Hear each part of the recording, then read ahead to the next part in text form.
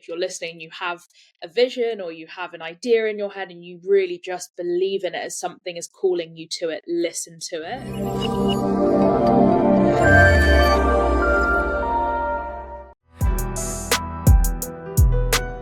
Ria, thank you for joining me here today on the Go with Manav. For those that do not know you, could you please tell us a bit more about yourself? Yeah, thanks. Lovely to meet you, Manav, as well. And thanks for having me. My name's Ria Kalsi. I'm CEO and founder of Matriarch, and we are essentially filling the PSHE gap in the UK. So we want to provide people with all the life lessons that they didn't get an opportunity to learn at school. And those topics cover grief, mental health, D&I, and self-empowerment. So we teach everything from dealing with burnout to building self-confidence to talking about race and everything in between. I'm looking forward to learning more about your career journey in this podcast. And now I would love to go back in time to learn a bit more about who you were as a person back in your childhood. So could you please tell us a bit more about what your childhood was like? Yeah, my childhood, the first word that comes to mind is loud. I'm the youngest of three daughters, so by quite a bit, by about 6 or 7 years. So I grew up constantly being told that I was the mature one for my age and that kind of thing. And a lot of that was just because of the way my parents raised us, was to always talk to us like adults, and the way that we had family dinners, we were always having discussions and debates, and it was just really encouraged in our house. So I think from a young age, I always felt very confident in stating my opinion and sharing and inquiring and debating. And that was the household that I grew up in. It was a very happy one. And I remember always feeling content despite different troubles, maybe financially, that we had as well. So for me, I look back and think it was quite a blessed childhood, despite knowing that there were difficulties going on at the same time. I'm glad to hear that for you, because I know in general, our childhood shapes a lot of who we are as we grow up, and especially in our adulthood. I mean, trauma is one thing as well, but I'm pleased to hear that you had a positive childhood experience. And I hope this carried on when you were a teenager as well. It did, but it also didn't. That's when things got a bit harder. So my dad had a double bypass surgery when I was about 13. And that was kind of the first time that my life felt serious, basically. Suddenly the mortality of my parents was very, very real at a young age, when, again, you probably should feel quite carefree about stuff. And that kind of linked forward still to when I was a teen, when I was 19, and my dad passed away actually from a heart attack 5 years ago. So that really rocked my life, as you can imagine. And from what was still a joyful teenhood, again, I grew up very quickly overnight and had to start living the life of what sometimes felt like a 40-year-old. I was really living beyond my years, I would say, and still to this day, now that I'm 24, nearly 25, I still feel that way. But at the same time, the lessons and the growth and all of that have come from my grief, it's not to say that you need to find that light in it. It's really difficult, and however you deal with it is completely up to you. But for myself, that's the best way I can deal with it, because otherwise I get lost in the sadness. So yeah, it's been an interesting last 5 years for sure. Very powerful for you to mention, first of all. Were you at university when all of this happened, or was this during COVID time? It was both. So it was my second year of uni. That's also the same time that COVID hit, literally halfway through my second year. So it was this very, very strange situation where I wasn't living with my family either. And we were sort of all spread apart. And then I hadn't seen my parents in 2-3 months. And then one minute I was talking to him on the phone, and the next hour he was gone. And, not getting that chance to hug him or say goodbye or any of that kind of thing, as so many people obviously were experiencing during COVID.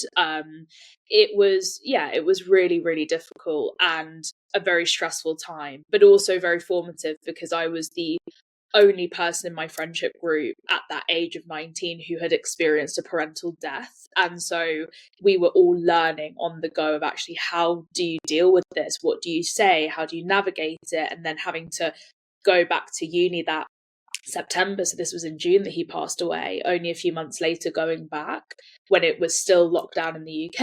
And it was, it was a very weird time. It was a very interesting experience, but I think it's also what made my friendships so much stronger, particularly the friends that I lived with, because, you know, they were living with my grief like so closely, so exposed, and they're, you know, as you can imagine, my closest friends to this day, because they were incredible. I believe in friendship is everything with the people. It's, you probably heard of this phrase. It's like the 5 people you surround yourself with, you are one of them. The Yeah. friends that you surround yourself with, and they literally will just get you through the hardships. And I think that's very true. For me, for example, during COVID lockdown, I used to live in Hong Kong. So I couldn't go back to Hong Kong for like 9 to 10 months just because of the lockdown restrictions. So this impacted both my second year and third year. So it was more like me and my friends as international students, we just had to, you know, just be like, oh, we're going to just have to stick out here on our own in Exeter because we couldn't really travel anywhere during the lockdown in second year, but we got through it. And that's my next question is, how did you get through all of that experience? And did this play a role into creating your business and brand? Yeah, 100%. The two for me, Matriarch and my life experiences, are completely interlinked. There's no separation really between the two.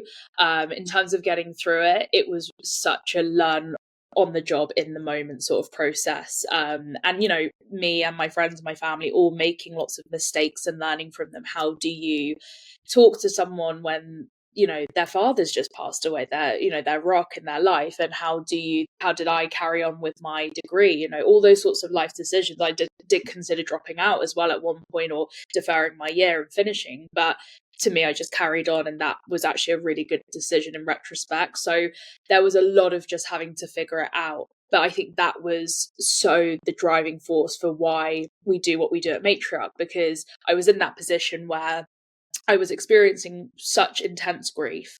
It's that one thing as humans we know we will all experience at some point. No human doesn't experience it, and yet we never talk about it. We never ever talk about it. And I think that really goes across different cultures. It's actually something so many cultures share, because either it's bad luck, or it's bad energy, or you shouldn't talk about these things, or it's awkward, or whatever the reason.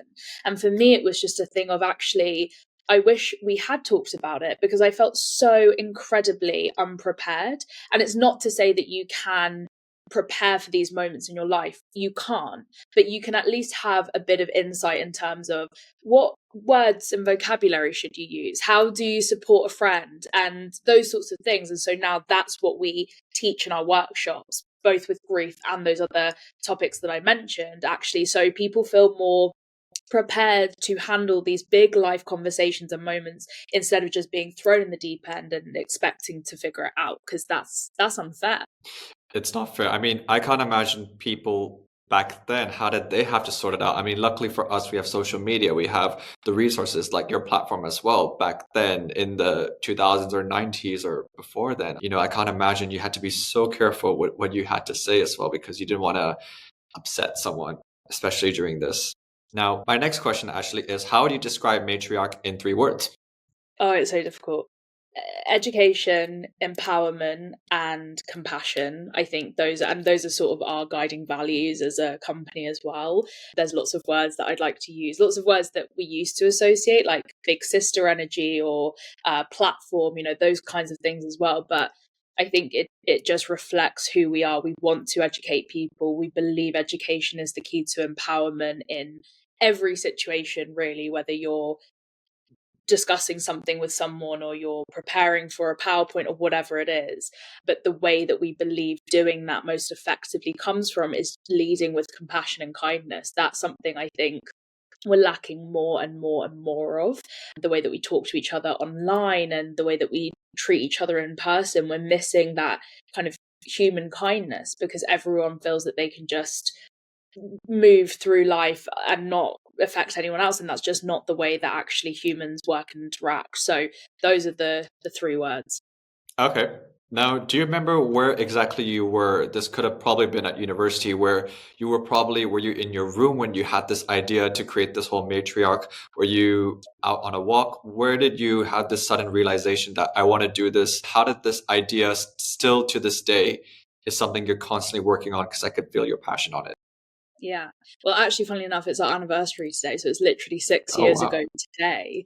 And it was the night before we were going on a family holiday. I finished my first year of uni and I just had this feeling and this urge of, I feel so empowered to talk about, because I was educated in my degree, I felt empowered then to talk about the experiences that I was personally struggling with. So a lot of those at the time were things like body image and my eating disorder that I had and my culture and my heritage.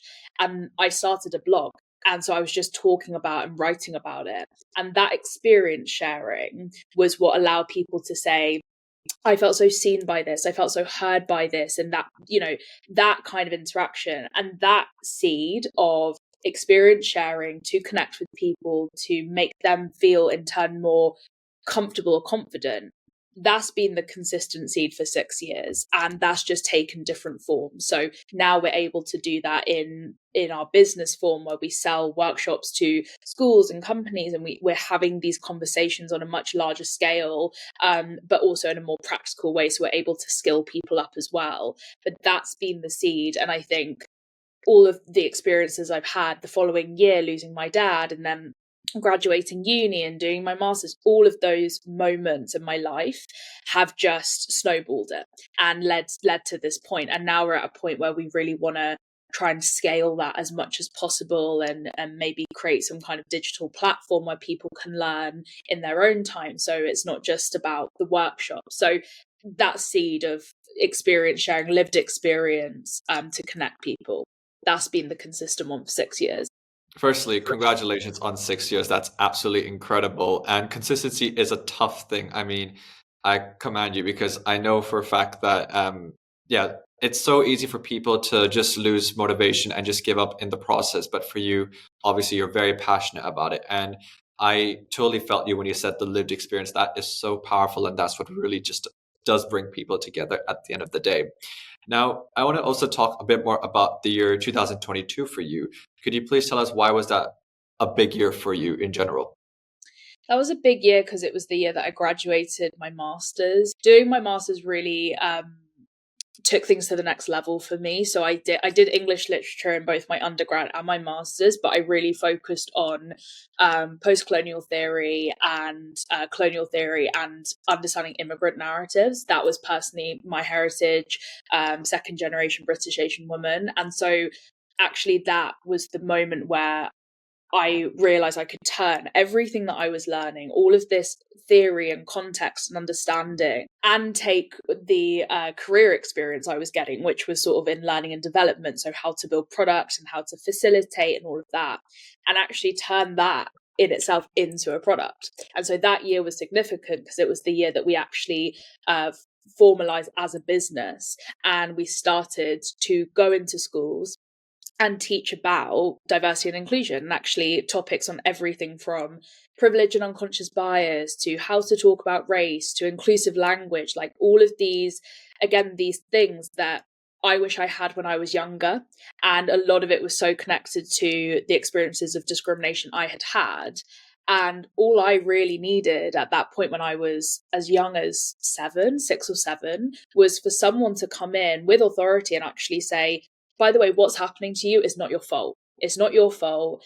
You're not responsible for it. And actually, this is where it's coming from. Because when you don't have that context, you blame yourself and you think, oh, it must be something that I'm doing, or I need to change something about myself. And that's when you start to see, especially young people, try and fix themselves to conform and fit in and not be proud to be who they are authentically. And that's the issue. That's the thing we don't want. So that was the year where we started doing that.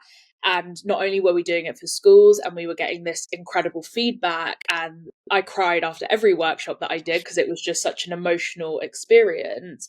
But Yeah. also we worked with Verizon and Amazon, like these big corporates as well. I don't even know how, when I think back, I managed to land these contracts with, and we were bringing in these concepts like colonialism very, very strongly and very bravely. And for example, when we worked with Verizon, the week before, the Queen had just passed away, like a few weeks before, and so they really didn't want us talking about colonialism in any context. And it was South Asian Heritage Month we were celebrating, and I said, well, we can't actually have this conversation without talking about colonialism. So we do it this way or we don't do it at all. And actually we did do it. They loved it. It paid off really, really well. So that year was really a massive year for me personally as well, where I felt this massive confidence shift and this massive steep learning curve in my confidence to sell to clients, to back myself, to facilitate, to talk about these things. And yeah, it was a really formative year for me.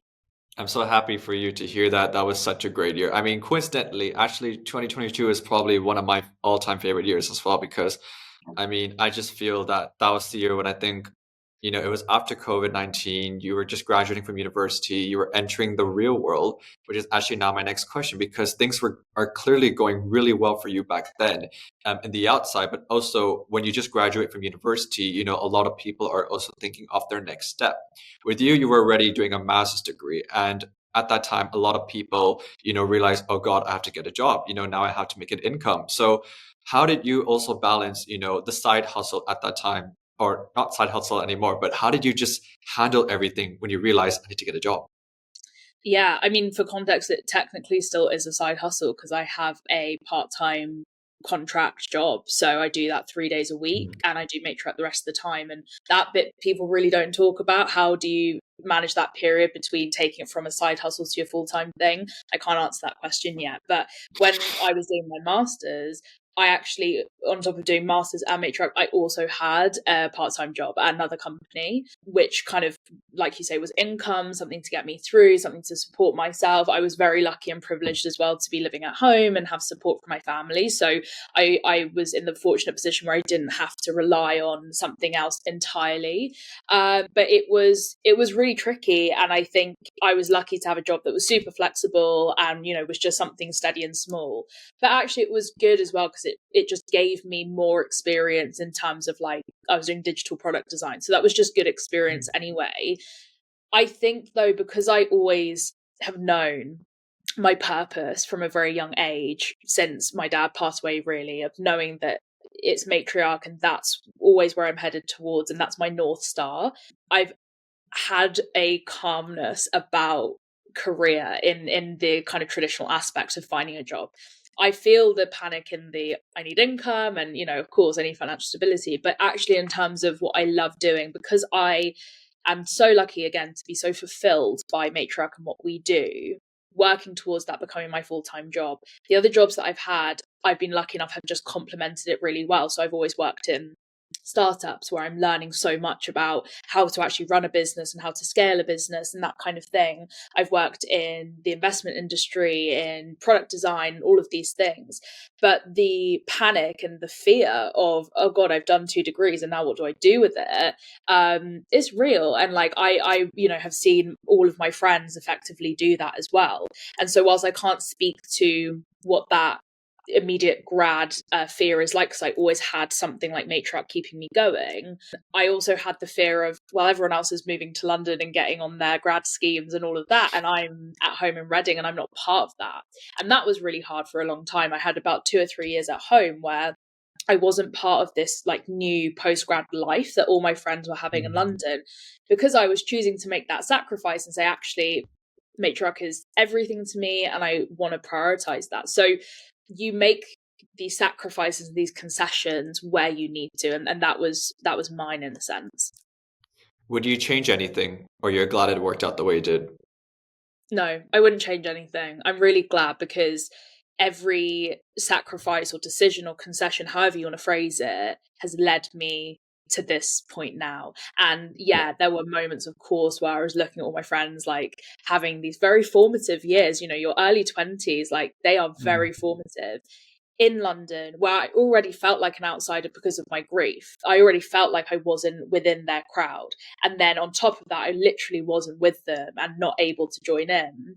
There were moments, yeah, where I was like, oh, I don't want to be doing this. Like, I want to just get a normal 9 to 5 and work in the city. But thank God I didn't, because now I do live in the city. I do have this life with them, but I, again, very luckily have found a way to make both things work. So I think that just speaks to, if you're listening, you have a vision or you have an idea in your head and you really just believe in it as something is calling you to it, listen to it. And those sacrifices, they really are worth it, even if it doesn't amount to what you picture in your head. The lessons that you'll learn, the discipline that you'll learn, all of those things, I think they're so worth it, and sometimes more than you can learn in a corporate 9 to 5, let's say. How do you deal with, again, two maybe separate questions, because now hearing about all of this, I can truly, again, feel your sacrifice and your passion. How do you deal with being patient, but also managing burnout? I am famously the least patient person that I know. Oh, okay. I'm not, Yeah. again, I understand that sounds ironic, but I really am not patient. And in my life, in my family, that's always the joke. Rhea needs everything now. And, I can't deal with it. And I think what Matriarch has taught me is patience. It's saying, actually, it's been the biggest trust the process thing in my life, because if I think of all the big milestones and all the things that we've achieved, I never could have predicted that those would happen. They only happened Right. because I trusted my intuition. I let it guide me there.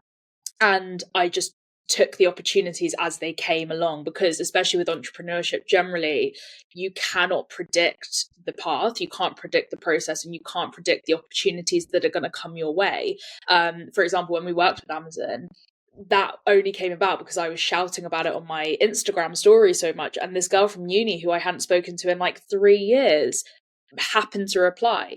But that only came about because I was passively talking. So I think I've been super grateful to learn that lesson of patience with Matriarch, because I've then applied it to my whole life. So when it comes to things like wanting to move to London, where I was so impatient and I was so like, oh, why is this not happening now? I just came back to that kind of inner peace where I was just like, it'll happen when it is meant to happen, and it will happen in the Yeah. right way for me, rather than it being forced and I'm turning away other good opportunities for it. And then the second part is obviously the burnout. Oh yeah, the burnout. I think so. It's been 6 years. If you looked at that on a graph, it would be like the biggest squiggle in the world. Like we mentioned consistency earlier. Absolutely. There's always been that general underlying consistency, but I would say the consistency has been self-belief, not Yeah. always action. And I think that's really important to say. It's so unrealistic when you see these entrepreneurs and these founders saying, I work like, 9 till 9 every day. That kind of headspace is so unrealistic, because actually you burn out. And when you burn out, you're mentally not logged in. You're not doing your best work. You're not going to amount to what you want to amount to. There have been periods, and particularly because of my grief, for example, when grief hits you that hard, there have been moments where I have not been able to just get up off the sofa. I haven't been able to even eat or watch something, let alone run a business. So burnout has been a real part of the journey. And like when I finished my master's degree, for example, oh my God, the crash out I had for like a month. I took like a month and a half off, not even doing Matriarch. So I was like, I actually need to recover. Like I was working so hard. You have to recover. And as with anything, it's like a muscle. If you overextend yourself, you're gonna lose it. You need to have that time to shrink back and become stretchy again. So the burnout's been real, and I think for me, I've always had resistance to it. Originally, I was always super resistant, thought, no, I need to power through, and I think that's the influence of like digital online culture, hustle culture, where it's saying hustle, hustle, hustle. And actually the best thing has been my mum and my sisters, who know me the best in the world, who have come along and said, girl, chill out. Like, you don't need to be doing this. It's not worth it. You need to rest. And having that permission from others has allowed me to give permission to myself to just hang up my shoes sometimes and say, you know what, it's not happening today. It's just not happening today. Because also it's a waste of time. I could work a burnout day and I'd probably get the equivalent to what I could get done in 2 hours of actual work, because you're not focused enough.